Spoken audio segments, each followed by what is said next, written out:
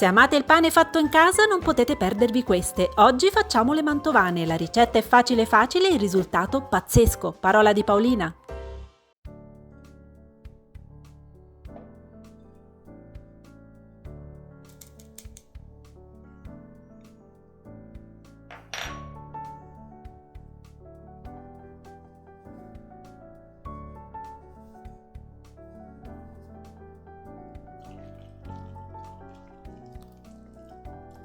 Lasciate un po' di acqua dove andrete a sciogliere il sale, poi la unite dopo aver messo l'olio.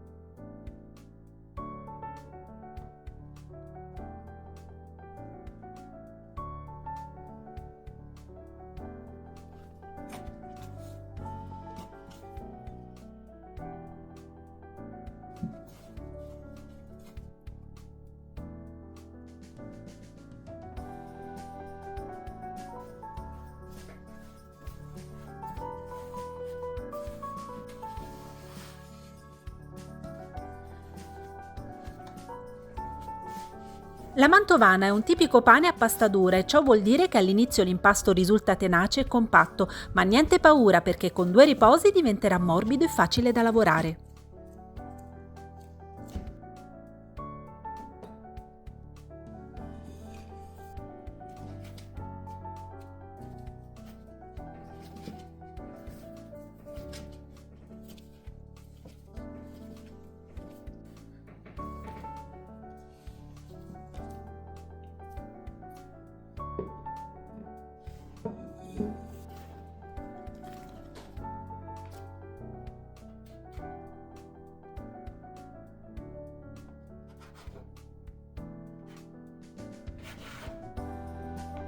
L'impasto va diviso in 5 parti uguali, non serve fare le classiche palline ma solo compattarli per poi stenderli dandogli una forma ovale.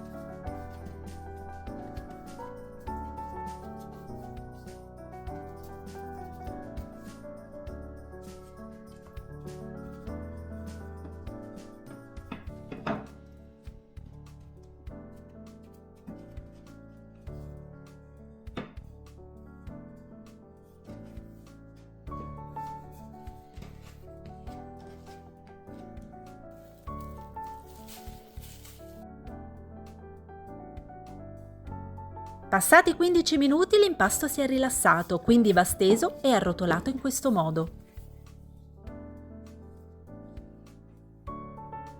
Man mano che formate i filoncini teneteli sotto la pellicola.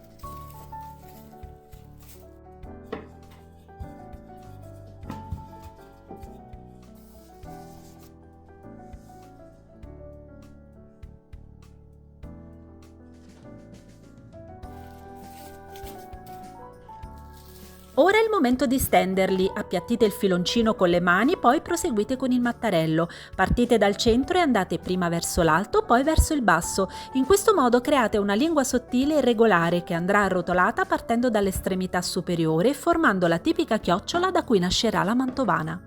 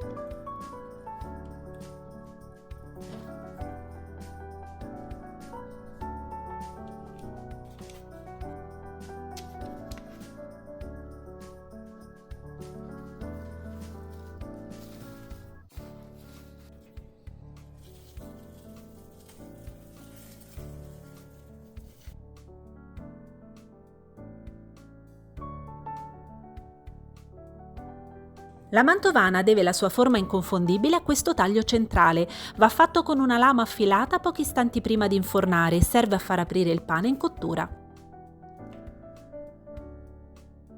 Io inforno la teglia a 220 gradi, coperta con la leccarda per i primi 8 minuti. Questo trucco serve a trattenere l'umidità e permette all'impasto di aprirsi prima che si formi la crosta. Proseguo la cottura a 200 gradi per altri 15 minuti, poi altri 5 minuti con lo sportello semiaperto.